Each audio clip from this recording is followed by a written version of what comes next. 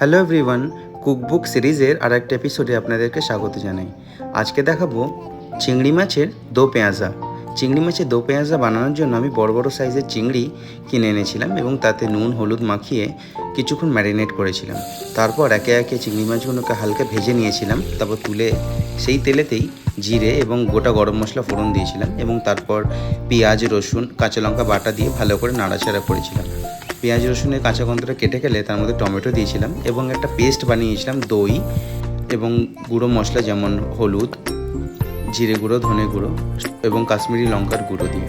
তারপর মশলাটাকে আর একটুখানি কষিয়ে নিয়ে তার মধ্যে বানিয়ে রাখা পেস্টটা আমি অ্যাড করেছিলাম এবং পেস্টটা দিয়ে যখন তেল বেরোনো স্টার্ট হবে তখনই চিংড়ি মাছটা দিয়ে ভালো করে নাড়াচাড়া করলেই রেডি চিংড়ি মাছের দো পেঁয়াজা।